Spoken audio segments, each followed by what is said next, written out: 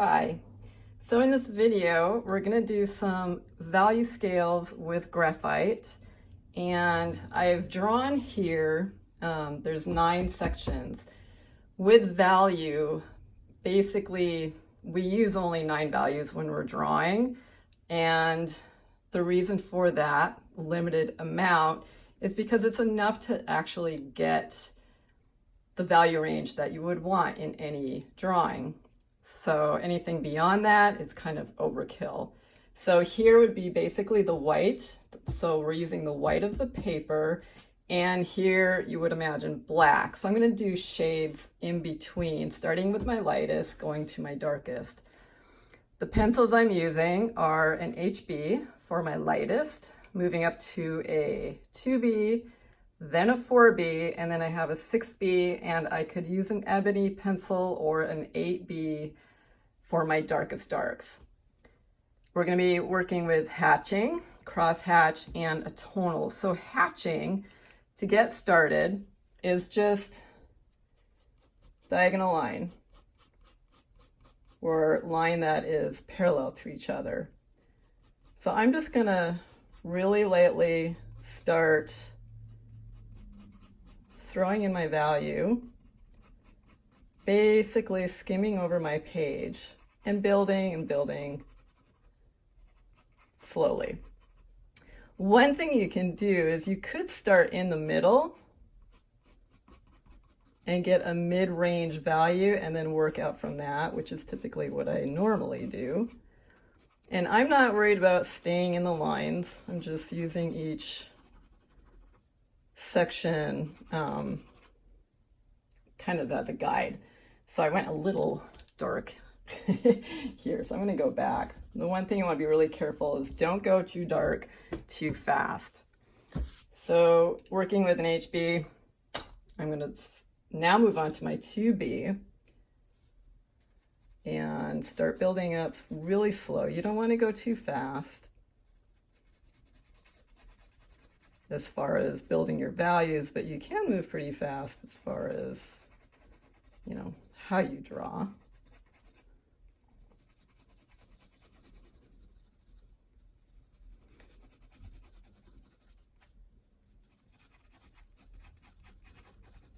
And I can start going into my darker values because I'm basically just going to build off of this.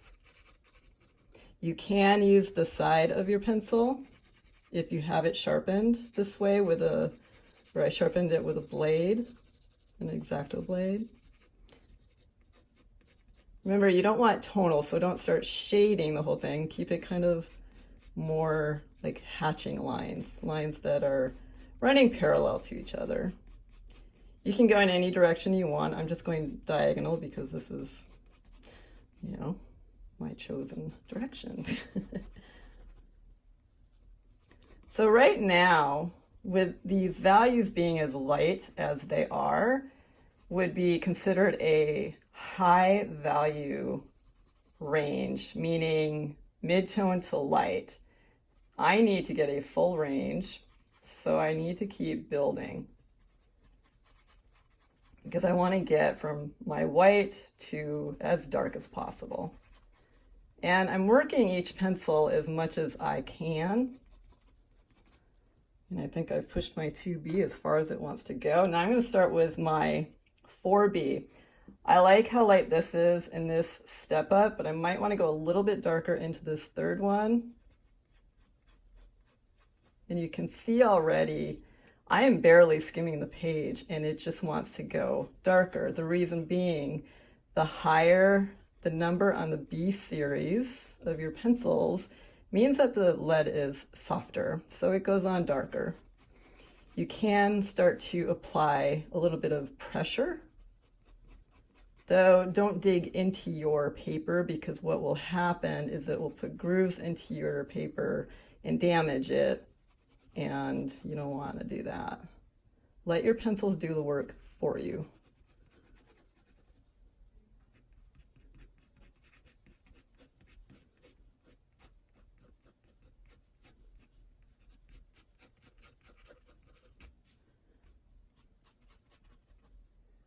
So I'm gonna go back in. This range is looking pretty good. You can see how these look very similar. So I'm gonna go over it one more time, applying a little bit more pressure. And that looks pretty good. Maybe a tiny bit more pressure on this middle one.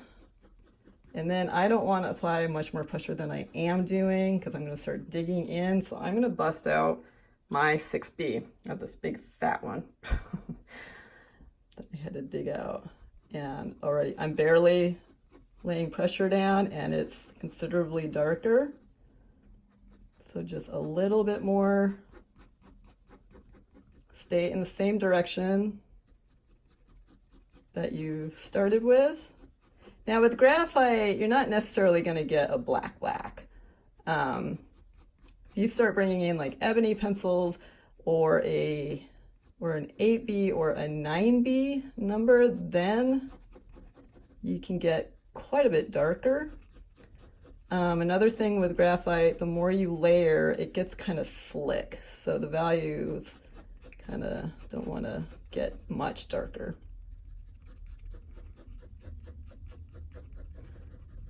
So at this point, I'm starting to just add more pressure to get a little bit darker. And this is about as dark. And you can see that's as dark as that's gonna go with pressure. As you layer, especially with hatching and cross hatching, I'm covering up more of the white of the paper, and that helps it read darker. So that's something to keep in mind. And I can start going back and I can start making some subtle adjustments to my values. I'm gonna break out I have an ebony pencil. Let's see what that does. I like ebony because it goes on pretty dark. It's not really wanting to go for my graphite very well. So I'll just bring this one back out. Like I said, you can use, I only have a 6B. You can use an 8B and go a little bit darker. I don't have one right now. But this is giving me a pretty good range of value. And so down here, I'm going to be drawing a sphere in its environment, meaning I'm going to be using values not just in the sphere, but its surrounding areas, including the table and the background, working with value shape against value shape. And then here I'm going to be doing a white box. Drawing white objects, you want to keep in mind your values are not going to get really any darker than this because it's white and I'm doing it on white, so I'm not going to go any darker than this. So I'm just keeping that in mind. Okay, so cross hatching. You start out the same way as hatching with parallel line. And then basically what happens is you switch direction and you go across. So you're crisscrossing, creating a crosshatch. The first one, I don't really want to go that dark. That's why I say, maybe start in the middle. Is a good place to start in case you have a heavy hand like I do. And that's essentially cross-hatching. Cross-hatching and hatching are really fun, to work with, especially working with forms, bringing out the three-dimensionality of them. You can work across the forms with the cross-hatching and hatching, almost like cross-contour drawing. Now I'm working with my HB again, because I just want to build up light value in my base. And as I go lighter, I'm going to lighten my pressure. I don't want to go too dark. The farther your lines are apart from each other and the more white of the paper comes through, it will read lighter. You can do that, or you can just really lighten your touch.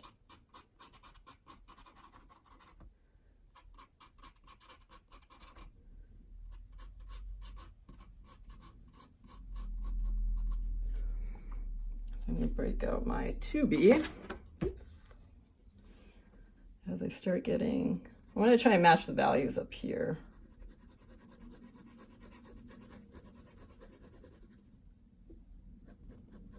So when you do cross hatching, just keep them, you know, you see how I'm using my fingers to pull through. Keep your strokes shorter. Trying to do them really long is more difficult, takes more practice.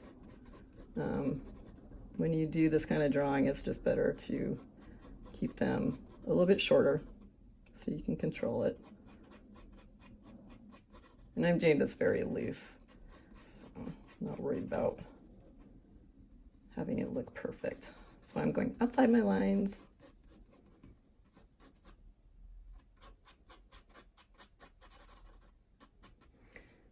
Okay, might need to go a little darker with this and get some value into here.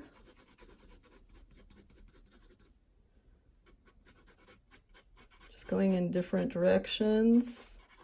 One thing you don't want to do with cross hatching is perpendicular lines. You want to keep them at an angle like that. Otherwise it looks a little strange.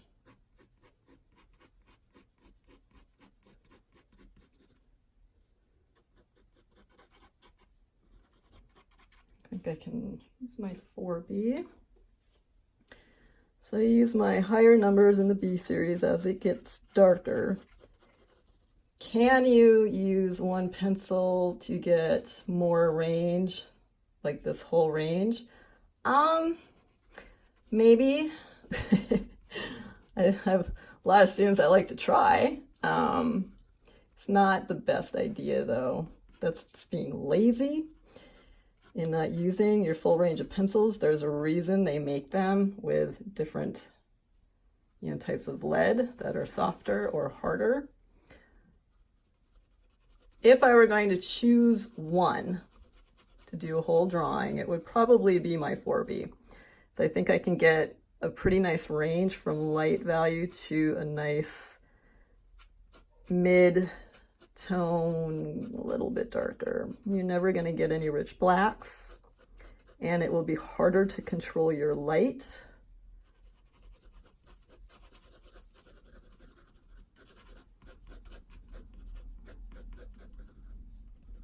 So just keep that in mind. Use your different pencils. Remember, the more you cover up your paper, the whiter your paper, the darker it will read. I don't want to apply pressure because it has like this silver tone and it's very slick, and it'll actually block the softer lead. So I don't want to do that. And that's another reason, like as you start applying pressure, it's not as easy to get those dark values after a certain point. This is why I'm just skimming my page with not a lot of pressure, just a little bit. When you start trying to add too much pressure, you'll see it. If you look at it from the side, it gets really shiny.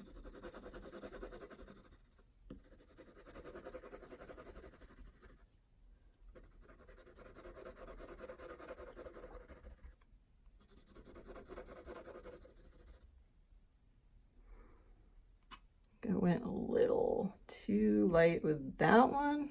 So I'm going to see if I can push this a tiny bit darker.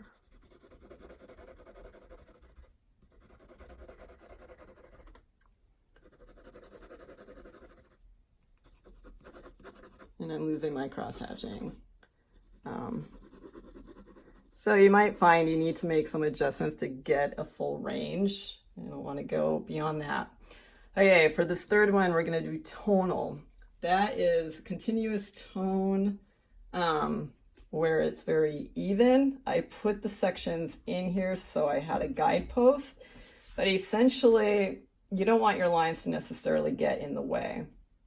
And for this, I'm going to use the side of my pencil. That's why I have it sharpened like this. It's a lot easier to do. And just lightly, like, I guess, tickle your page a little. Just very light. Start really light. as you move on, apply a tiny bit more pressure and see how far this HB will take me.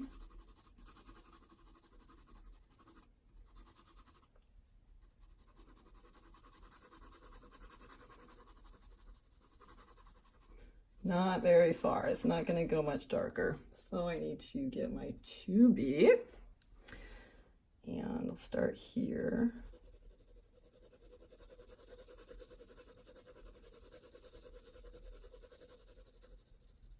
Just cover up the whole thing.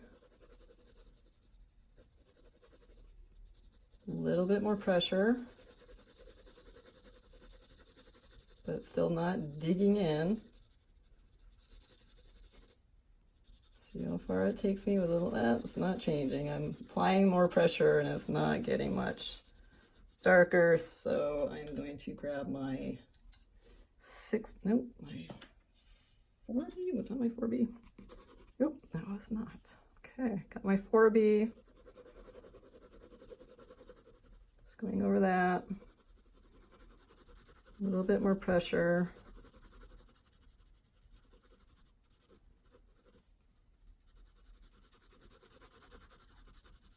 Without digging into that paper to get it darker. That's as dark as it's going to let me go.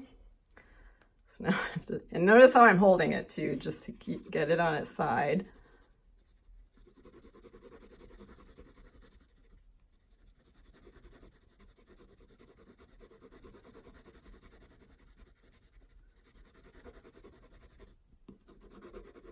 It's not going to go much darker unless I dig a little bit more into it.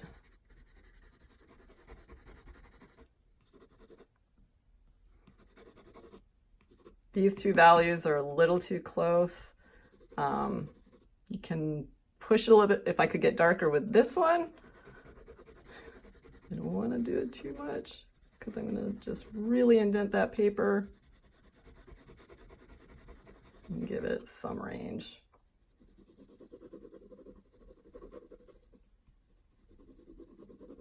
You can make some slight adjustments. And there you are. So these are the three main techniques that we'll be using in this section for my sphere and the box, talking about value.